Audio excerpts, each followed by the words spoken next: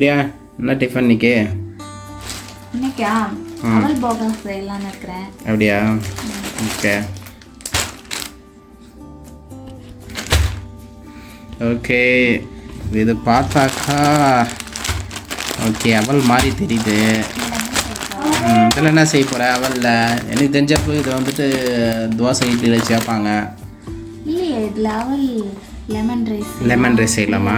செய்யலாம், உப்புமா செய்யலாம், எல்லாமே செய்யலாம். நான் இன்னைக்கு உங்களுக்கு லெமன் போகா செஞ்சுட்டேன். இது உங்களுக்கு பிடிக்குமா? குழந்தைங்களுக்குலாம் ரொம்ப ரொம்ப பிடிக்கும். அப்படியா? ஓகே நல்லா தான் இருக்குது, பார்க்கறதுக்கு சூப்பராக இருக்குது. Okay right. ஓகே செய்யலாம். Okay right. ஒரு பாத்திரத்தை எடுத்து வச்சுக்கினீங்க. ஓ அளவு வேறு இருக்கா இதுக்கு? ஓகே உங்களுக்கு எவ்வளோ தேவையோ அதுக்கு தகுந்த அளவு வச்சுக்கலாம். ஓகே சரி சார் பின்னாடி இருக்குது. கட் பண்ணிட்டு வளர்க்கலாமா?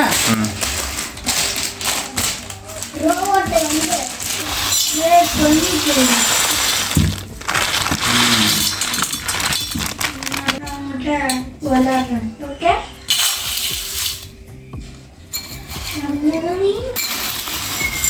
நம்ம ஃபேமிலிக்கு இது கரெக்டாக இருக்கும். தேவையான அளவு நீங்கள் சேர்த்துக்கோங்க. எவ்வளோ? Okay okay. இது வந்து ஊறின பிற்பால் கொஞ்சம் நிறைய ஆகிடும் தானே? இது வந்து நல்லா அலசி அலசணுமா இது? ஏன்? ஒரு டைம் 2 டைம். ரைஸ் தான் இது. இதில் வந்து அழுக்கு இருக்கும். நான் எடுத்துக்கிறது வந்து கட்டி அவல். நீங்கள் பேப்பர் அவல்லாம் வாங்கினீங்கன்னா அலச முடியாது. இந்த மாதிரி போகா செய்யறதுக்கு இந்த மாதிரி கொஞ்சம் கட்டியான அவலாக வாங்கிக்கணும். இது நல்லா தண்ணி ஊற்றி அலசி தண்ணியை வடிகட்டிட்டு ஊற வச்சிட்டோம்னா நம்ம சாதம் மாதிரி இருக்கும். அப்படியே நம்ம செய்ய ஸ்டார்ட் பண்ணிட வேண்டியதான். ஓ அப்படியே போயிட்டு லெமனை ஊற்றி கிளறி சாப்பிட்றேன். இல்லை செய்யும்போது சொல்கிறேன். சரி வாங்க போய் செய்யலாம் வாங்க.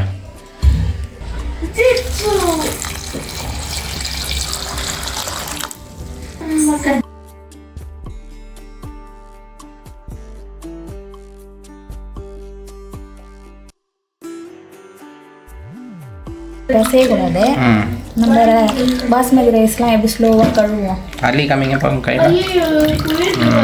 நல்லா தான் சூப்பராக இப்படி சும்மா லேசாக அதை செஞ்சு விட்டு கழுவு தெரியுதா? ஆமாம் இந்த மாதிரி அழுக்கு இல்லைம்மா அது. அழுக்கு இல்லை, இந்த அவல் வந்து கழுவிட்டு தான் ஊற வைக்கணும். ஓகே அது கழுவிட்டு ஊற வச்சா தான் கொஞ்சம் வெள்ளையாகவும் இருக்கும். கழுவிட்டோம். அவலில் லைட்டாக பாருங்க தண்ணி காமிங்க. தண்ணி இருக்குது லைட்டாக இருக்குல்ல. இது ஊறி வரும்போது சாதம் மாதிரி இருக்கும். ரொம்ப இந்த தண்ணி ஃபுல்லாக அதே இதுவாகிடும் எடுத்துக்கும். தண்ணி வடிக்கலாம். இது ஊறிட்டோன்னே சாதம் மாதிரி இருக்கும். ரொம்ப ட்ரையாக வடிகட்டிட்டிங்கன்னா அவல் சாப்பிட்றதுக்கு ட்ரையாக இருக்கும். அதனால கொஞ்சம் இதுவாக இருக்கணும். ஓகே வெயிட்டாகவே இருக்கணும். தண்ணி இருக்குது கொஞ்சம். இப்போ மூடி போட்டு அது சாதம் மாதிரி இந்த தண்ணியெலாம் இருக்கிற வரைக்கும் நம்ம ஊற வைக்கணும். எவ்வளோ நேரம் ஊறினது? ஒரு 15 மினிட்ஸ் ஊறினா போதும். 15 மினிட்ஸா? சரி ஓகே ரைட். நம்ம அதுக்குள்ளே போயிட்டு வெங்காயம் நிலக்கடலை எல்லாம் ரெடி பண்ணிட்டு உங்களுக்கு காமிக்கிறோம். ஓகே. ஊற வச்ச அவல் எப்படி இருக்குது பார்க்கலாமா? நல்லா சாப்பாடு மாதிரி இருக்கும். நம்ம சாதம்லாம் வடித்தா எப்படி இருக்கும்? பல பலன்னு தண்ணி கூட இல்லை, நல்லா எழுத்துனுங்குது. நல்லா இருக்கும் தெரியுதா? சரி சரி. தண்ணி நிறைய இருந்துச்சு ஃபஸ்ட்டு ஊற வைக்கும் போது. இங்கே அதுதான் கொஞ்சம் தண்ணியோட இருக்கு சார். அப்போ தான் நம்ம சாப்பிடும்போது கொஞ்சம் சாஃப்டாக இருக்கும். இல்லைன்னா ஒரு மாதிரி இல்லை ஆல்மோஸ்ட் நல்லா ஃபுல் ட்ரை ஆகிடுது தண்ணி அடி வரைக்கும். தண்ணியும் இல்லையா? தண்ணியும் இல்லை. ஆனால் நம்ம வடிச்ச சாப்பாடு மாதிரி இருக்குது. பல பல சாப்பாடு. அது ஜென்ரலாக வந்துட்டு எல்லோரும் வந்துட்டு இது பார்த்துருப்பாங்க, போகா பார்த்துருப்பாங்க. ஆனால் நம்ம வந்துட்டு அவலில் வந்துட்டு லைம் ரைஸ் பண்ண போகிறோம். லெமன் ரைஸ் இல்லையா? அதான் மேட்ரு. இப்போது நம்ம அவல் போகா செய்யறதுக்கு தேவையான பொருட்கள்லாம் பார்த்துடலாமா? தக்காளி 1 மீடியம் சைஸு, கொஞ்சம் கொத்தமல்லி, ஒரு லெமன், ஒரு 2 பச்சை மிளகா, 2 மீடியம் சைஸ் வெங்காயம் பொடியாக நறுக்குந்து, உளுந்து, கடலைப்பருப்பு, கடுகு, இது 3 தாளிக்கிறதுக்கு, 2 காஞ்ச மிளகா, கொஞ்சம் மஞ்சள் பொடி. நம்ம காஞ்ச மிளகாவும் பச்சை மிளகாவும் போடும்போது ரெண்டோடைய ஃப்ளேவரும் நல்லாயிருக்கும். இதுல கருவேப்பிலை கருவேப்பிலையா தாளிக்கிறதுக்கு. ஓகே வாங்க செய்யலாமா? ஸ்டவ் ஆன் பண்ணியாச்சு. ஓகே எண்ணெயை கட் பண்ணி அளவு எண்ணெய் ஊற்றிக்கலாம்.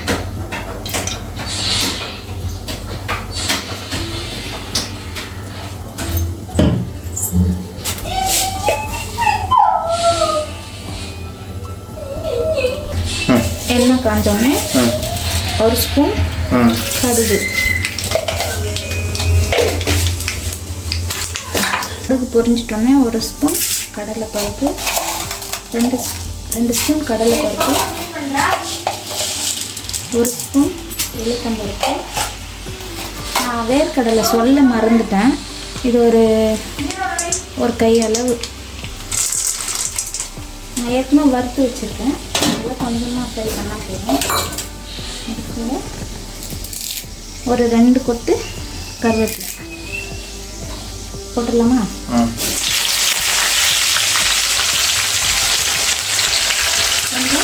ரெண்டு காஞ்ச மிளகாய், 2 பச்சை மிளகாய்,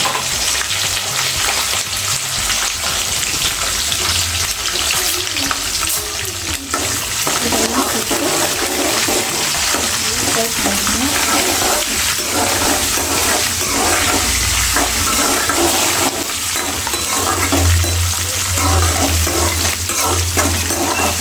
பச்சை மிளகாவும் காஞ்ச மிளகாவும் எண்ணெய் போட்டு ஃப்ரை பண்ணுறது அதோட வாசம் இருக்குல்ல சூப்பராக இருக்குது.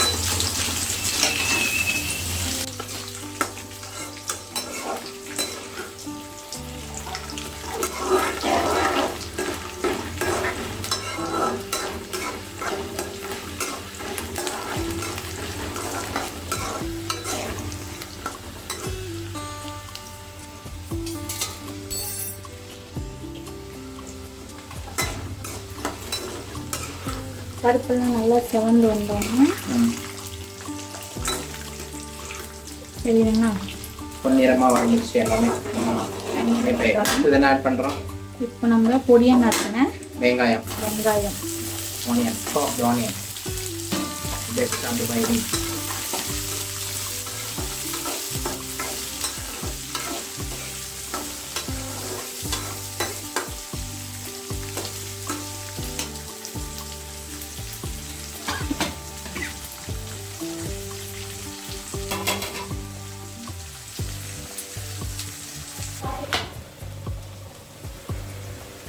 வெங்காயம் வதங்கிறதுக்காக லைட்டாக சால்ட்டு போட்டுக்கோங்க. நீங்கள் இந்த போகாவுக்கு சால்ட்டு யூஸ் பண்ணுங்க, ஏன்னா கல் உப்பு சீக்கிரம் கரையாது.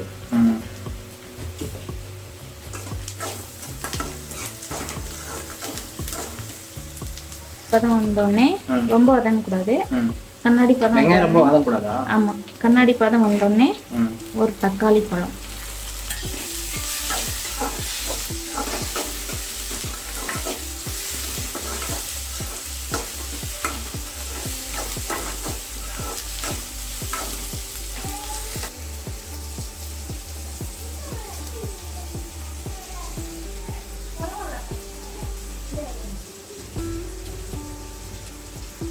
போதும் அந்த ஜூஸு. ஒரு லெமன் போடணும், புளிப்பாயிடும். Okay okay okay. தக்காளி கூட குட்டியாக தான் போட்டிருக்கோம் இல்லையா? ஒரே ஒரு தக்காளி குட்டியாக.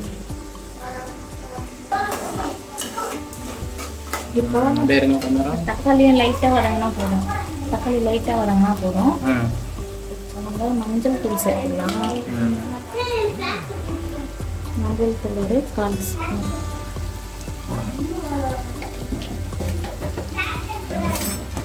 அதோட பச்சை வாசனை போகிற வரைக்கும் வதக்கிட்டு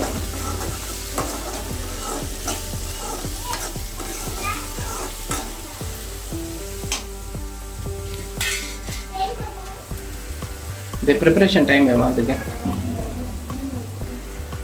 எல்லாம் ரெடி பண்ணி வச்சிங்கன்னா ஒரு 10 நிமிஷத்தில் செஞ்சிடலாம். அப்புறம் லெமன் ஜூஸை சேர்த்துக்கலாம். பொட்டை இல்லாமல் வடிகட்டி சேர்த்துக்கலாம். லெமன் ஜூஸு ஒருத்தர் வந்து இந்த அவல் போட்டதுக்கு அப்புறம் ஊற்றுவாங்க. அது ஒருத்தர் லெமன் வாசனை வரும். ஆமாம் ஆமாம். அது ஒரு எங்களுக்கு பிடிக்காததால நான் கொஞ்சம் முன்னாடியே சேர்த்து. முன்னாடி தான் சேர்க்கணும் ஆக்சுவலாக. மேலே அது ரொம்ப நேரம் அதை ஊற்றி வதக்கக்கூடாது. போகா மேலே போட்டால் அது பேர் லெமன் ரைஸ் கிடையாது. அது கொஞ்சம் ஊற்றிட்டு வதக்கக்கூடாது. அது ஊற்றி இப்படி ஒரு மிக்ஸ் போட்டுட்டு சிம்பிள் வச்சிடணும். உடனே நம்ம அவல் சேர்த்துக்கணும். பழன்னு போட்டுட்டு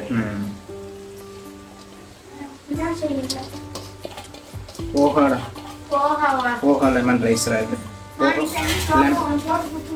லெமன் போகா நம்ம பொடியா என்ன இருக்குன்னு கொத்தமல்லி இலையும் அது மாதிரி போட்டுடலாமா? தூவிடலாம். ஓகேவா? தூவிடுமா? அதுக்கு தேவையான உப்பையும் தூவிடும். அதுக்கு வந்து நல்ல ஒரு மிக்ஸ். இது நம்ம மசாலா இருக்குது. திரிப்போட மசாலா திரிப்போட நைஸ். செம்மையாக இருக்குது மசாலா. நல்லா ஸ்பைசிலாம் ஆட்டோமேட்டிக்காக அதே போதுமா? போட்டுக்கிறதே போதுமா? ஸ்பைஸ் எக்ஸ்ட்ராலாம் போட தேவை. வேணும் மசாலா பிடிக்கும்ன்றவங்க கொஞ்சமா கரம் மசாலா சேர்த்து. கரம் மசாலா சேர்க்கலாம். இன்னும் சூப்பராக இருக்கும். ஆமாம், வேணுன்றவங்க சேர்த்துக்கலாம். அட்டகாசமான போகா லெமன் ரைஸ் ரெடி ஆச்சு. காலையிலே பிரேக்ஃபாஸ்ட் ரெடி ஆச்சு. 8:30க்குலாம். அப்புறம் நான் காலையில சாப்பிட்டு வந்துருப்பேன். இது ஸ்கூலுக்குலாம் கொடுத்துடலாமா? ஸ்கூல் கொடுத்தனுப்பலாம். ஆனால் சூடாக சாப்பிட்டா தான் இது நல்லா இருக்கும். அதனால தான் கொடுத்து கிடையாது. சரி ரைட்டு. ரெடி ஆயிடுச்சு. அவ்வளோதான். அடுப்பு ஆஃப் பண்ணிட்டு அப்படியே சாப்பிட வேண்டியதுதான். சாப்பிட்டு பார்த்துட்டு டேஸ்ட் எப்படி இருக்குன்னு சொல்லுவேன். ஓகே, எனக்கு வந்து சாப்பிட்றியா? ஓகே. தண்ணி தூரம் வைப்பிரியா? சூடு வச்சுக்க போகிறேன். தோசைக்கு போட போகிறேன். இதை போதும்.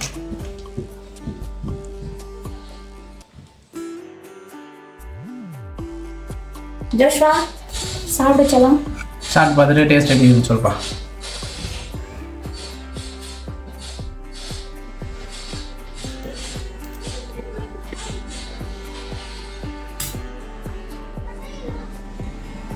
உப்பு, சால்ட்டு, காரம் எல்லாம் எப்படி இருக்கு?